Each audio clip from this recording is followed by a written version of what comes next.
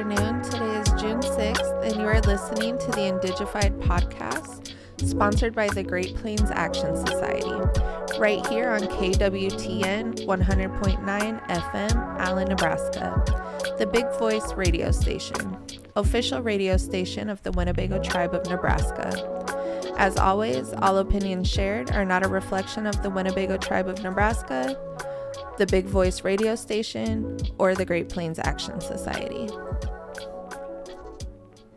Nice. Hello, everyone. Good afternoon. So how's it going? Good. All right. So today we are talking about advocacy, and I'm going to start off the show with the cliffhanger. Okay. So 90% of Americans use this on a daily basis. So just think about that. Listen and learn later on in the episode what that is. Okay. All right. So before we begin, though, let's do a mental health check-in. So Monica, I'm going to swing it back over to you. So I can swing it back over to you. Okay. Mental health check-in. Yeah, how are you doing? I like that. So, how's it going? I'm actually in a really good mood. In last week, so I have some exciting news. Last week, I changed my last name to Rivers. Ooh, and girl. it was something that meant so much to me. And I had the honor of speaking with Molly Pace. So I shared the story about, basically being adopted and then being raised in a non-native home. But, through my journey of like reconnecting, I think that reclaiming my biological father's last name meant so much to me, but I didn't want to also like disregard, all of my upbringing and my adoptive father. So it was a very emotional step to take. But I'm so happy, and it just sounds so good. And it does sound so good. And then I was like, because my last name was Ettringer, and I think it's a German last name. And so going from Ettringer to Rivers, I was like, how native can you be? Right. So so I'm just really happy. And, I do kind of feel like a brand new woman. No. Yeah. I do feel, that helped reclaim some of my cultural identity back. And, so it felt good. It felt really good and also too, it's really amazing or just, that the judge can be like, okay, like with this swipe of the pen, I can make this, your new name now. And I was like, I'm really, this is my last name. So right. It was really just a surreal moment, and I just really liked it. So the judge was like, bippity bop, bippity boop. Yeah. And I was like, okay. I didn't know what to do. I just sat there. I was like, all right. Okay. Am I going to turn into a pumpkin now? So That's funny. So I've just been really happy about that, and just everything is going pretty good in my life right now. Yeah. So I'm really proud of you. It's not easy to like change your name, especially when you're not changing it from like a place of animosity. You're changing it from a place of connection. Right. Like I changed my last name like a year ago. It's June. So I got my divorce finalized a year ago, and in my condition of my divorce, I wanted to be able to change my last name to Good Dawn, which was like, I don't know, almost like a basis of an argument, right? Because the court was like, well, you're supposed to change back to like your maiden name. And I didn't want my maiden name. And it wasn't that I didn't want my maiden name because I didn't want my dad's name. I love my dad a whole bunch, and I had a long conversation with him about it. It was just I had so many different last names throughout my childhood. I had my biological last name. And then, when I was in foster care, I obviously still had my name given to me at birth. But then once I was adopted, my entire name changed, first, middle, and last. And then I got married, and then my last name changed again. And so with like the divorce, I was like, I just want my own identity. I just want my own identity. So I took my Ho Chunk name and I took its English translation and made that my last name. And I love that. Yeah, it's probably one of the best things that I've ever done for myself. You know, there's lots of stuff that I've done for myself that came with like great rewards and stuff like that. And those are nice. But when people are like, yeah, this is Monica Gooddon, it does something for my soul. I'm like, yeah, I'm me. Monica Gooddon. I'm the only Gooddon too. What's up? I do. I really like that. I do. I love your name too. It's like Gooddon. And what was it? I remember saying this quote and I just can't remember how I had put it. I said, I say it all the time now, girl. So say it. You said after every bad night, there's a good dawn. Yes. Yeah. And I'm like, yes. And it's funny because I posted it on Facebook with like one of my pictures, and my friend Brittany Hensley was like, not only is your name beautiful, but it's a part of a quote too, and put like the sad eye emojis and like the heart eye emojis. And I think I had tagged you, and I was like, yeah, Trisha came up with it. It's a Trisha quote. So yeah. But yeah, I love that you did that. If y'all didn't think she was sacred before, she's definitely sacred now. I like that. Yeah. So what's been going on in your world? Like, how are you doing?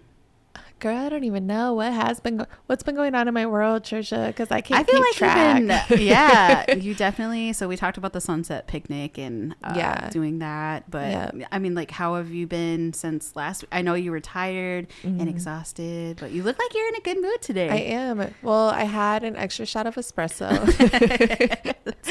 in my iced coffee, so I'm like, hey. But no, mental health wise, I'm doing really good. I feel really good. I have some new chapters that I'm stepping into that I won't speak about yet. I'll speak about them once I know for sure. But that's just, it's always a good feeling, right?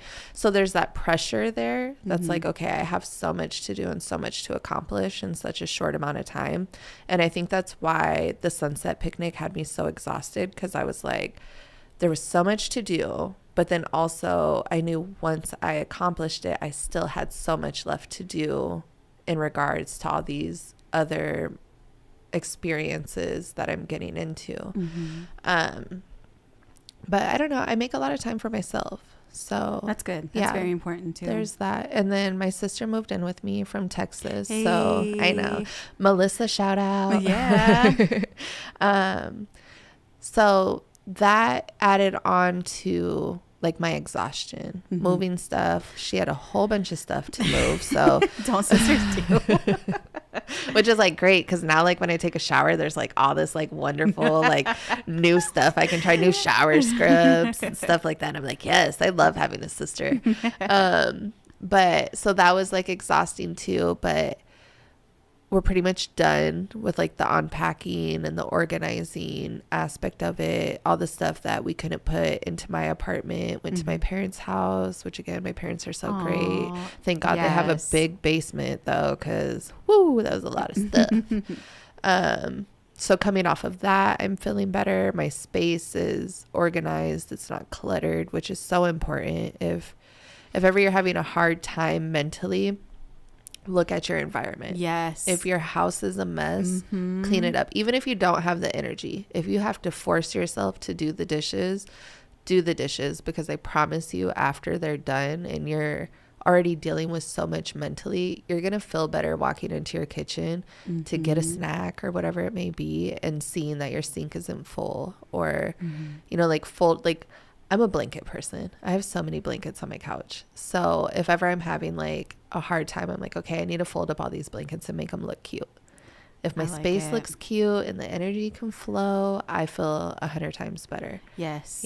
If I'm feeling low and my space looks like I'm feeling low and like I haven't done anything, then it just kind of keeps me in that space. Does that make sense? Yeah, no, I love to organize.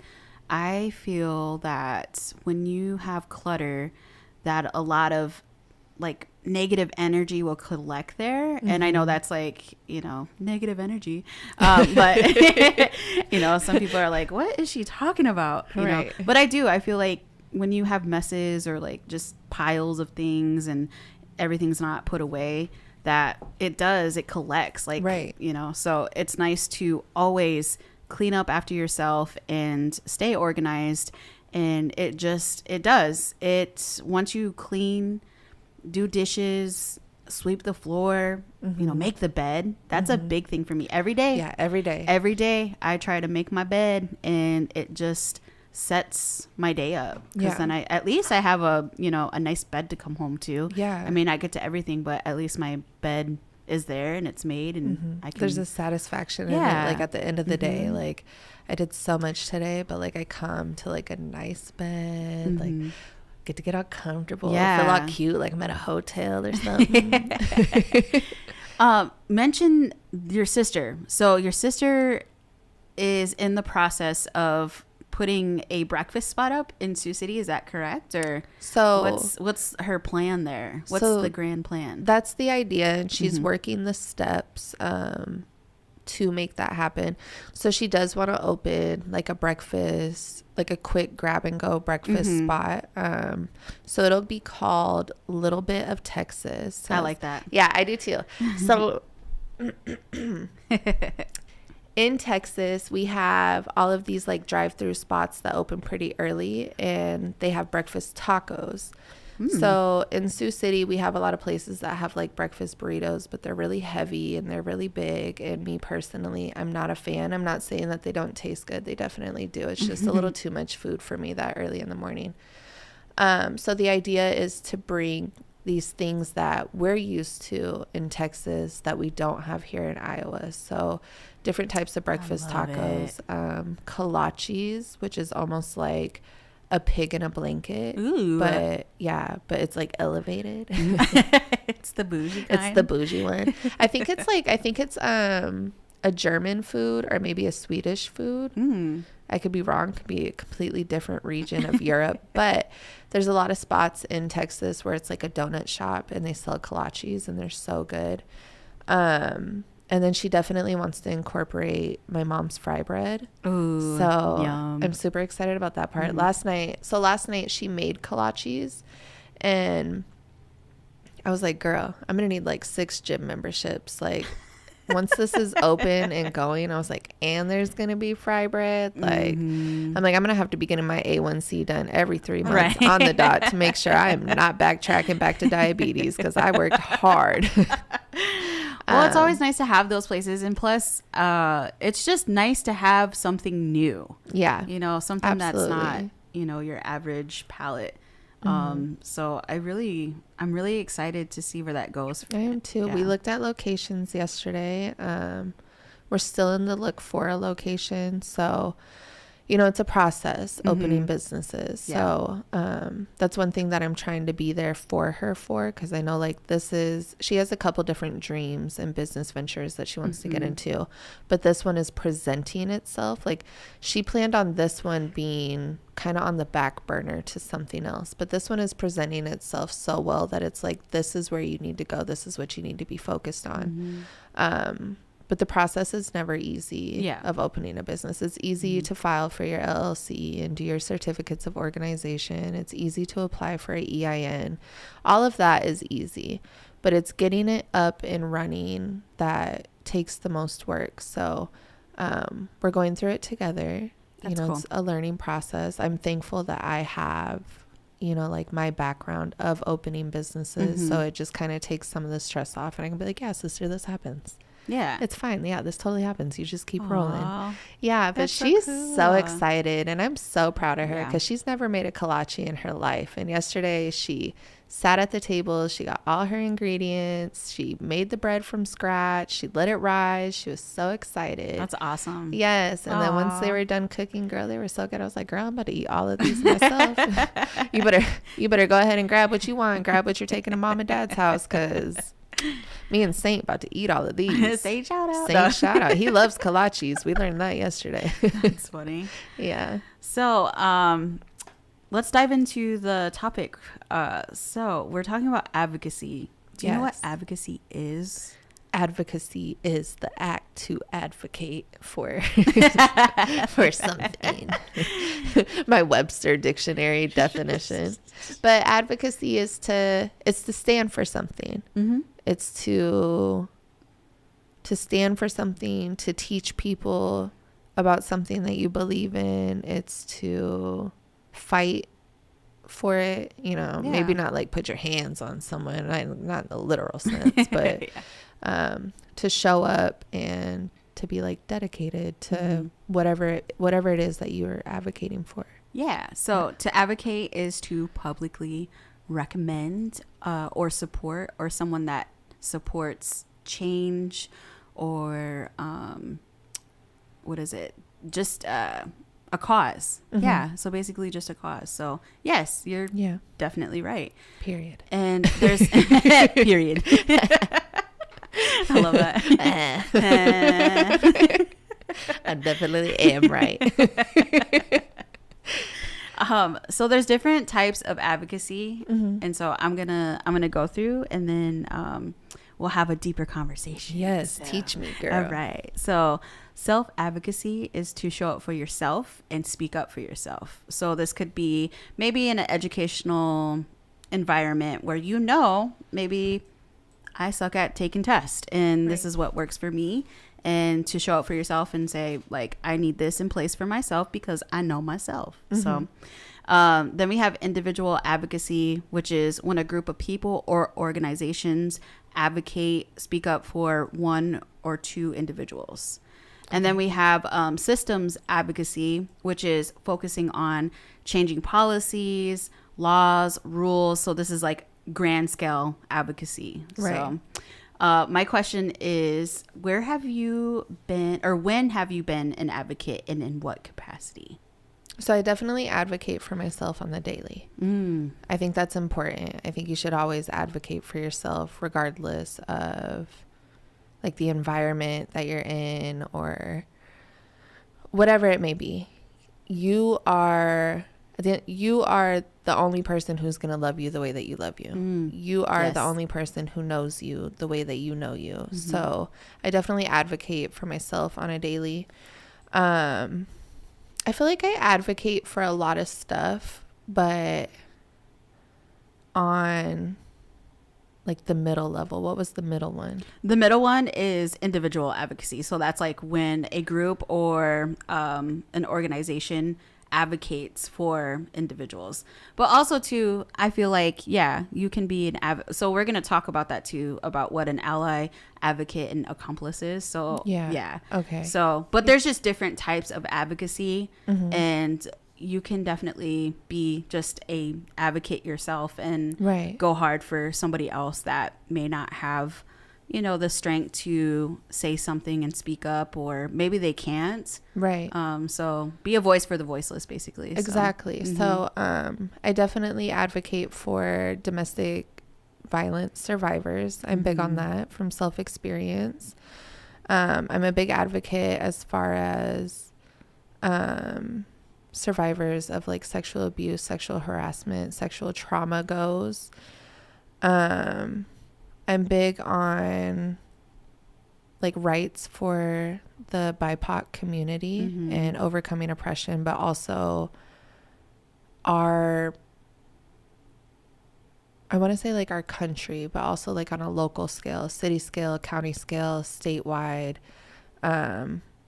recognizing the oppression that's there. It's there. It's definitely there. It's definitely there. Yeah. And I'm all about it. I definitely advocate for abortion rights. I truly believe that our bodies are our bodies and we should be allowed to do with them what we want. What else do I feel so strongly about? I feel like Moon Wellness and Company, like they do a lot of, so like the services that you provide too. It's very mental health oriented, mental health and body. Is it body autonomy? What's we're so like this bodily is mine. autonomy. Like this is mine. Body sovereignty. So Moon definitely embodies that. And then I have the baby pantry, which you helped start. You and the Great Plains Action Society helped start. And so I'm really big about that. And I felt really good the other day because someone texted me for their little sister and was like explaining her situation and was like, she's in need of this and that. What does she need to do? And so I just felt really good being able to reply. And I was like, she just needs to come by.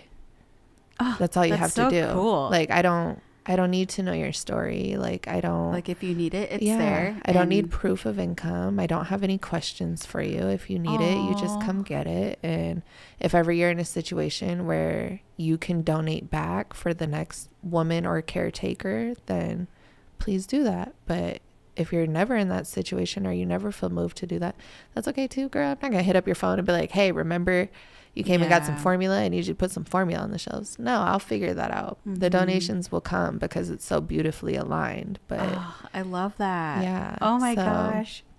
Don't be crying, girl. That was the whole goal of it, was to create community for community by the community, and to have those, you know, whether it's even just like menstrual, you know, products or the mutual aid aspect of things. Like, I wanted a spot, and I felt like Moon Wellness was just the perfect spot to do that. Yeah. And I think we set it up when the abortion legislative piece came down in Iowa, and that was just, oh my gosh, that day was really rough when we did that live stream, and you know, it was just really heavy. Beautiful, though. Yeah, it was, to set that up. And but you know, it's crazy looking at it in retrospect. That was like our first episode. It was. Like, without it, like, we didn't even know that, like, we wanted to do a podcast yet. Like, we sat on the floor in my shop and we live streamed and we talked about abortion rights. We answered questions, like, and we were on that live stream for a while. Like, we were just chopping it up. Yeah. People were coming in and getting what they needed. And and then I don't think either one of us imagined that it would become like a set structure. Like, I was like, oh yeah, I'll go through these diapers, you know, I'll keep them here and I'll let people come grab them. And then, you know, once they're gone, they're gone. But no, it's a full functioning little baby pantry. That's so cool. Yeah. I have formula. I have baby food. I have toddler snacks. I have bottles, wipies, diapers. So if you're in the Siouxland area and you need some baby items, please hit up Monica at Moon Wellness, right? Hit me up. Let me know what you want, what you need. I got it. Right. I probably got it. I probably, more than likely, but sometimes we don't have all the things. But I go through the 6 and 7s really fast, but they come in the, like, their packaging is different from like the smaller sizes. So you really only get like 2 sleeves of diapers in the 6 and 7s, and I try not to split them up. So that's cool. That's cool. But yeah, girl, in retrospect, I'm like looking back and I'm like, hey, that's really where the podcast started. And then the baby pantry was just supposed to be this like one day little diaper drive, and it just turned into a whole thing. Like, oh my gosh, I need a whole nother shelf, because people be like, can I send you clothes? Do you take this? Do you take that? I'm like, I'll take it. I don't have the room for it, but I'll take it. And I can like post on social media and be like, hey, who needs this? You know, like, I can do that part. But that's really crazy. Cool. Oh, I love you. I love you too. We did that. Okay. So back to the conversation. What was challenging for you while being an advocate? Like, what was challenging? So the first thing that I think of with challenging in advocacy comes Standing Rock. So in my soul, in my heart, I wanted to be there so bad. But I was in a situation where I was stuck and I wasn't allowed to leave. So I just felt so helpless. Like, my nephews were there. My two of my younger nephews were just toddler little kids. So I was like, they're there, I'm not there. Their 2 older brothers were like middle school, high school age, and then my brother and my sister-in-law were all there. I just had so many people there, and I was just like, the fact that I wasn't being allowed to be there was like eating me up. And so I did like the, you know, call the Senate, send emails here, and like like I did the behind the scenes advocating and like the posting on Facebook, but I just felt so fake. Like I knew it was important. I knew that needed to be done too, but I wanted to be there. I wanted to be on the front lines. Like I wanted to be protecting kids, and I don't know. So that's the biggest challenge I've ever faced advocating for anything, was just the simple fact that I couldn't be there. And it's like, sometimes I still beat myself up because I'm like, girl, you could have just left then instead of waiting another year. Because I think that's what it was. It was literally like a year later is when I had finally left. But I don't beat myself up about it. It's just like one of those little tiny regrets, like a little grain of sand on my beach of my mind. I don't know. The beach of my mind. I like that. I know, I had to illustrate it real quick. Like, it's beautiful, but there's a couple sands of regret. Grains of sand. Lots of sands of gratitude, but a couple of them there regret. They're kind of dark, little dark grains. Yeah, that's one of my biggest challenges. And then just on the daily, I think the biggest challenge of trying to advocate for something is not seeing changes happening. Yes. I think it's easy to be like, oh, well, it's just not going to happen. I feel like you just explained social work. Yeah, literally. Yeah. That's the first thing I went to school for, was social work. But yeah, I think that's the most challenging part for everybody, is just you work so hard and you want it so bad, but there's so many roadblocks and it's easy to get defeated. But the thing is that with advocacy, your probability of getting the changes or seeing the changes that you're fighting for is in numbers. So you just can't give up. You just keep going and you keep pressing the issue and you keep letting more people know. So more people, like this episode, I hope, when someone listens to this, they're like, you know what? I truly believe in that. And instead of just sharing a meme on Facebook every once in a while, like, I need to connect with someone and see what I can do on a deeper level. Yep. Yeah. Yeah, for sure. What was rewarding for you? I like this question. Okay.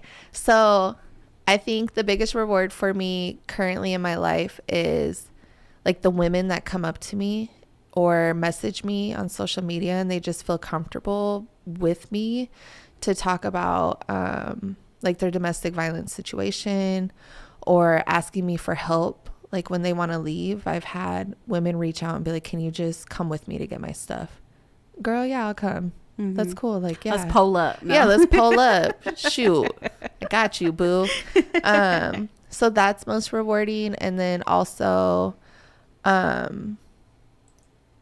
enjoy, or I get gratification when anyone comes to me and talks about like their sobriety journey. But like my soul, Trish, when I have a Native woman come to me and tell me like I'm their inspiration, or asking me like for support while they're on their sober journey and whatnot, like that's so rewarding, because I'm like, girl, you got this. Like, you got it. And you don't have to be perfect. Like, yeah. I had one of my relatives, when I had posted last month about my 12 years, she was like, I know you like to be all humble about it and whatnot, but you're one of my biggest inspirations. And I was like, I am humble about it, because it's like, it was hard. And so I'm not going to be like super boastful and be like, oh yeah, I did that. Like, yeah, I did. But also like, that was hard. And it's something that I think you should be humble about, because it shows the next person that like, you don't have to be a superhuman to do it. You can be a regular person and get clean. You don't have to, you don't have to come from like a rich family that's gonna, no, you can struggle and you can still get sober. You can still stick with, that path that you chose. And so, yeah, so rewarding. I love it so much. So I think it was in 2021, maybe 2022.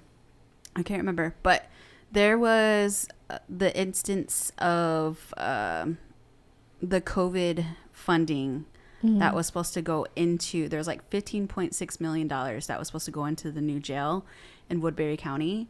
And so I feel like I advocated for a lot of the BIPOC communities, the indigenous community, the small business owner community, because that money was supposed to go to help them, to help the community that actually needed that money, instead of going into a jail, because, you know, this was slated, you know, a project that was prior to the pandemic. And so they were trying to say, oh no, we need this for the pandemic. I'm like, you do not need to incarcerate people. And yeah, like it just didn't make any sense. So, so showing up to Western Iowa Tech Community College and actually talking with students from that, you know, from that college, specifically that college, because I feel like a lot of the students that go there are the same students that are being directly affected by the pandemic and don't get to, you know, maybe they didn't know this was going on, and maybe for, you know, the board of supervisors at that time maybe had tried to like rush it along without, you know, community input. But that's why I advocate too for political engagement. That's why you need to stay focused on what's going on in your local community, and, you know, have those relationships with your public elected officials, because you never know what's gonna be decided on, and you should be there and show up and speak your mind to what's going on. And so so from that, so this was work with United Today, Stronger Tomorrow. So I got to shout them out. So I got to say, hey, Dave Bouchard and Paul Gastos. He's really cool. Through that, you know, that advocacy together and the collaboration, we actually got a call with the U.S. Treasury to say, hey, like, what's going on? Like, you know, is there anything that we can do about this? So I don't know if we necessarily recovered all of that money, but the U.S. Treasury, or like the final federal guidelines, said that, okay, this is the final guideline. You cannot spend any ARPA funding on new jails, detention centers, and structures alike. So we actually ended up saving the nation almost $500 million, because it wasn't just Iowa that was doing it. There was a whole bunch of people in the South and like different, you know, states that were trying to do that. And so just showing up and advocating on different issues. It wasn't, you know, this wasn't like a Republican Democrat type of thing. Like, this was people in the midst of a pandemic that needed that help and that aid, and like, where could that money have been most useful? You know, where could we have allocated that money?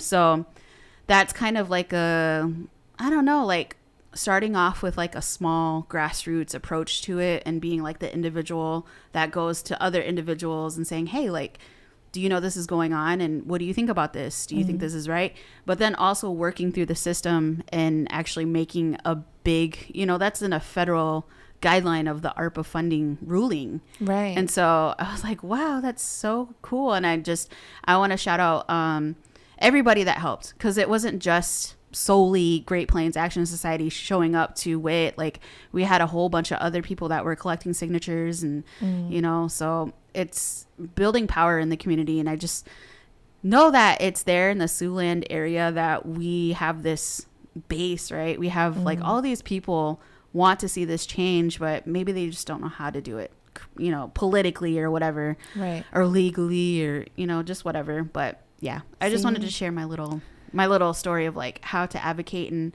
how that actually, how you can work through different systems or whatever, like the, you know, and how you advocating can affect something on a grander scale. And that's why you're one of my biggest inspirations. And I always tell people Trish is like my main resource. If you have questions about something, go to Trish. But also, I don't know if you remember, but that's actually the first time I met you. Was it really? Yeah, when you were collecting signatures at WIT. Oh my gosh. Yeah. What? Yeah. So like, we didn't even realize who each other was. I don't think at that point we realized like how close we would become, because I was just like, I know, because that was like right after I had just moved back, and I knew, because when I was leaving and I was going to move somewhere, I had options. I had different places I could go. And in my heart, I just knew Sioux City is where I needed to come back to. I needed the time with my parents. I needed to right my wrongs with them.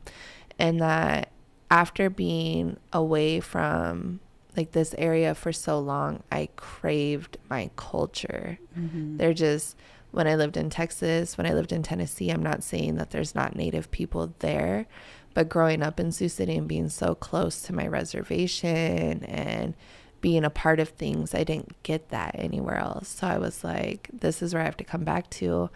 And so it was like right after I had moved back, I had seen the post that was like, hey, we're at WIT today collecting signatures for this. And I'm very like, I don't know. The prison system to me is. It doesn't make any sense Yeah, to it me. just, yeah, it's just not, doesn't. It doesn't work the way that they want it to work. And the fact that so much of our money goes into these prison systems, but the prisoners themselves are treated so poorly. Like, anyways, that's a whole nother episode, but which we will talk about too. Yeah, which we will. But because that was the issue, that's what you were collecting signatures for. And then I was like, the Great Plains Action Society. I love this. So I did. Awesome. I went right up to it and I found y'all way back there by the bookstore. And I think I got me like a Reese's or something out of the bowl. But that's so never cool. thought about like that. But yeah, that's the first time we like informally met. That's so like, cool. Oh my gosh. Just like, hey. I want to talk about synchronicities because what you described as far as like, you know, being away but also feeling like Sioux City is like where you need it to be, that's exactly why I came back. So it's really interesting that everybody that I've met, like there's just all these synchronicities going on and I'm like, I'm supposed to be here. This is supposed to happen. This is supposed to happen. We're supposed to burn it all down anyway. Right. No. Anyways, then we're going to. No arson though. Right. Not in that way. Yeah. It's a figure of speech, y'all. Don't report us. You hear a knock on the studio door. Right. Are you guys in there? We know you are. No, we're not. Hides underneath the table. It's real open. You can just see. So I wanna dive into there's levels, right? There's levels to this, and so I mentioned ally, advocate, and accomplice. So an ally is not a target of oppression, but works to end it. And then advocate is a person who publicly supports a change or policy. Accomplice, which is a lot of people think like accomplice is like somebody who's going to, you know, do a criminal act, right? And, you know, whatever. So in a social justice world, it is someone who uses their power and privilege to challenge the status quo. And that oftentimes means risking their physical and social well-being in the process. Okay. So like a sidekick, but in a good way. Yeah. So it can literally mean an accomplice in some cases. So like, what was it? You know, good example is Standing Rock. So we had, you know, all of our indigenous folks out there fighting the good fight, but also too, we know as indigenous folks and people of color that we're going to have harsher punishments when it comes to the legal system or the justice system. Right. So therefore, that's when we call upon our allies I should say accomplices. Right. Because you can be, you can be an ally, or an accomplice can be an ally. Right. But an ally can not, or an ally could possibly move to accomplice status, if you will. Right. So basically what it is we'll call them arrestables. And arrestables are, you know, the non-native folks that show up and they know that, you know, maybe they don't have a criminal history already and they're going to stand in the front line and get arrested because more times than not, they're going to get a slap on the hand and just, you know, okay, you get a deferred judgment or probation, blah, blah, blah, blah, blah. Right. So therefore they're using their power and their privilege as white folk or non-native and creating that barrier to stand up to the system of oppression. Right. So they're using their power and privilege to stand in the way of power and privilege. Right. Because that's how it should be. Right. You know, so my question is to you, how do you show up for others? What would you say that you are? Because ally too, I always think about allyship. So to me, allies are not a target of oppression, but works to end it. Advocate publicly supports. But also too, I always think about like, although we are women of color, there are different, women of color that also need support and, things like that too as well. So I feel like I'm like a melting pot of all three. Mm-hmm. I feel like I show up the way that I need to show up depending on the situation. Mm-hmm. So, as far as like being an accomplice, like it's undeniable that I'm white passing. Mm-hmm. Until I have to give my name and you hear my last name, then you link my last name with my face tattoo. And then it's like, oh, okay, this is a Native girl. Okay. All right. Booker. And then I'm kind of rowdy, I'm not gonna lie, so I be getting myself in trouble trying to be an accomplice. That's funny. I end up going from thinking I'm gonna be like this great accomplice because I'm like, I know how to talk and I'm well articulated, to like, woo woo woo woo, and they're like, oh, okay. We're gonna make an example out of you because you're a rowdy one. Right. I definitely feel like an advocate, but I definitely feel like an ally as well. So I guess I feel like I'm never just one. I feel like I'm very multifaceted in that aspect. And I'm very like malleable. Mm-hmm. So maybe I'll come into a situation as an ally, but I'm quickly becoming the advocate or the accomplice, depending on what am I needed for in this situation, or how does this situation align with me? Like what actions do I need to do in this, especially now that I'm like single and I'm able to make my own decisions and stuff like that. I'm just like, okay, when I show up for people, I'm like, what do you need me to do? How can I serve you? And then depending on what their answer is, like, I'm very, okay, let's do it. Right. Yeah. Right. I don't have an issue. Like whatever comes of it. I'll deal with that then. But as long as you feel loved, you feel supported, then that's all I need. I'll feel okay. Same. Yes. Big girl. energy. Big energy. I feel the same way. So earlier at the beginning of the episode, I had shared that 90% of Americans use this on a daily basis. Do you know what it is? Okay. So I was sitting there and I was thinking about it, right? Is it social media? Yep, it is. Do I get a prize? Can I have one of these Rolos on the table? Yeah, girl, they're there for you.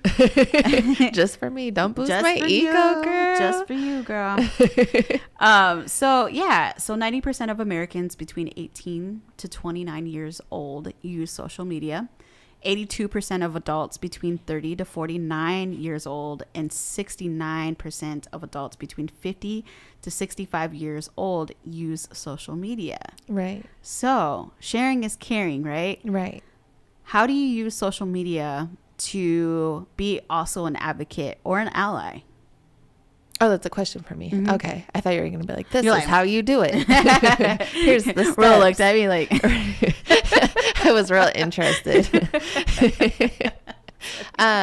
So for me, I share my experiences with different things that I've been through. I'm very transparent, which allows other people to feel safe with me with sharing their situation or asking for help. Whenever I see that you're sharing something that is like a call to attention, I definitely share it. And one thing that I've learned through social media is when you share stuff from another page, you need to put something in the caption. Yes. Because if you just share it blank more times than none, it's not going to be seen. But if you add something to that post when you're sharing it, there's a bigger chance within the algorithm of it reaching your friends and your followers, however your social media is set up. So yeah, that's how I use social media as far as advocacy goes. I think I use it obviously like on an organizational level. We do like petitions, we do online surveys, we use it to share out our like our events and you know, rallies and actions and things like that. But also too, I think just having the public narrative, like sharing different stories, it just seems more personable when somebody can share a personal story, but then also, you know, when people comment like, that's happened to me too. Right. This has happened to me. So using social media to build power in a sense of like, well, you've been affected by it. You've been affected by this.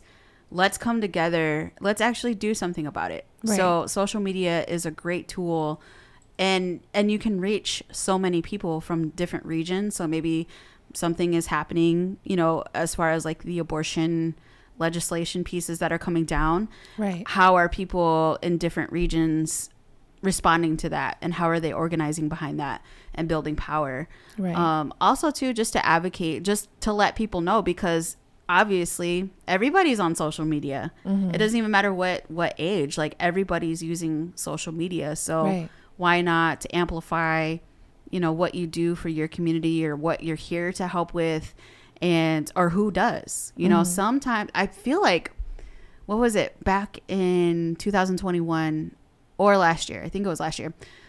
So Melissa Kumar, who works with American Indian Council in Sioux City, she was having a hard time getting people to like sign up, and you know, she had all of these like wonderful things, right? Wonderful things that the American Indian Council, they do like bus passes, they help with like I think like work clothes, or you know, just things that you need. And a big piece of that too was like educational stuff. So for our students that are in the Sioux City School public education system, she had all of these kind of like incentives, right? But nobody was getting the message. And so I was like, why don't we just do a live stream? I'm just asking everybody to have a live stream.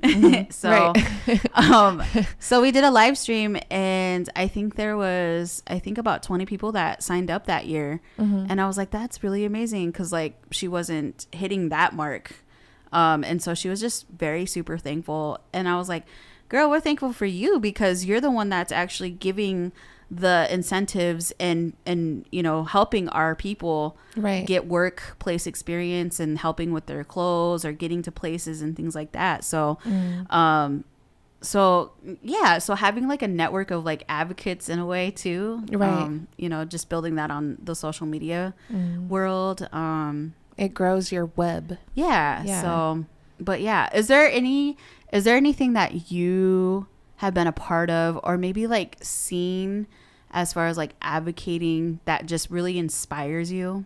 Standing Rock. Standing Rock is my biggest thing. And then while Standing Rock was going on, there was so many Black Lives Matter protests going on at the same time. So it was like just seeing all of these communities come together, and not specifically one community, right? Because like within the Black Lives Matter movement, it was not just African Americans that were coming together to those protests. You had all your allies from different cultural communities that were coming to those too.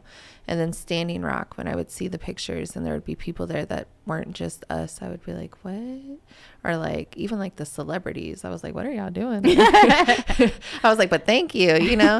Thank you. Thank you, because you're actually, because you know, for us, with everything that we advocate for within our community, oftentimes you don't see it reach a national level. Like we're a very silenced community, very silenced. So with Standing Rock, watching it get like the national news coverage, even if the message was skewed against us, it was the fact that people knew it was happening that was like eye-opening. And I'm like, it's the numbers. If we move in numbers and we support each other in numbers, like we're gonna get our point across. Like even recently, like MMIR has been going on for a long time, but now we have different regions that are recognizing it. The United States has a recognition day. Canada has a recognition day. But the crisis is still happening. It's not over with, and there's not an end in sight. So you have all this advocating for it going on, and we're just watching it get bigger and bigger. Like the advocating part. You know what I mean? And hopefully one day we'll see so much advocating against it that those numbers start to go down. That's the goal. It is the goal. Girl, yes. You inspire me. Shoot. You inspire me, though. I'm going to get you like a shirt. Monica's inspiration. Like that. Monica's inspiration. I'll wear that next episode. No. People are going to be like, who's Monica? Have my face on the back. Just turn around. It's her. Big old face. Big old, really smiling. Me and Saint. Picture me and Saint. It's funny. Oh my gosh. Is there any closing thoughts that you want to touch on on this topic, as such as like advocacy? If you're afraid to be an advocate or you don't know how to be an advocate, please reach out. I can show you how to be a baby advocate. Right? Trisha can show you how to be an advocate. Like, this girl's been to the White House, y'all. Like, more than once, okay? I cried about it the last time she went. I shared the post, and I was like, that's my friend. I never would have thought. But yeah, reach out. Find someone. Find someone that can help you, figure out the verbiage and figure out the steps that you need to take to fight for what you believe in. Who said if you don't stand for something, you'll fall for anything? I don't even remember. I don't know. It's probably one of those presidents. Oh, okay. I was like, in my head, I'm married to Tupac. So I was going to be like, you know how Tupac said, if you don't stand for something, you'll fall for anything. But I don't even know if he said that. So don't let me get up here lying, telling stories. But somebody said it. Wasn't Albert Einstein. Right. But someone did. It probably was. I'm like, let me Google it, because if it was him, I would die. But I truly believe in that. And if you don't have anything to stand up for, at least stand up for yourself. Yes. Point blank, period. Absolutely. I would say, geez, what are my closing thoughts? My closing thoughts are educate yourself. Be very well educated on different topics, and just, kind of form a stance. And I think the biggest thing is just showing up and supporting people, and just being there to, sometimes advocating means to just listen, just show up and listen. So, that would be kind of my closing thoughts. So, who is Alexander Hamilton? Is that a president? Yeah, I think that's I'm pretty sure that's a president. That was like the worst president, right?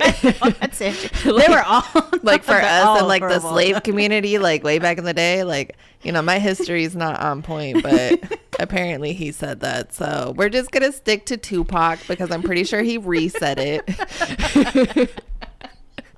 And for me, that's who said it. That has an impact on my life. So shout out to Tupac.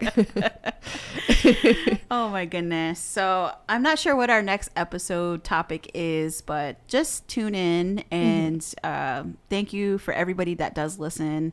And we are still looking for sponsors. And yeah, you can find us on, what is it, Monica? What's iHeartRadio, Apple Podcasts, Google Podcasts, just all the podcast apps, y'all. Just pull up whatever app you use to listen to podcasts and type in Indigified. We're going to be up there. We're on YouTube. Our recordings stay on the Big Voice Radio's YouTube channel. Yes. I believe we keep them on the Great Plains Action Society YouTube too, or no? We do just the Big Voice Radio. Just the Big Voice Radio station. YouTube. Yep. I believe we're on their Facebook as well. I think our streams stay up there. So you can find us, y'all. Stop playing. All right. Thanks for everyone for listening in, and we'll see you next week. Later, Gators.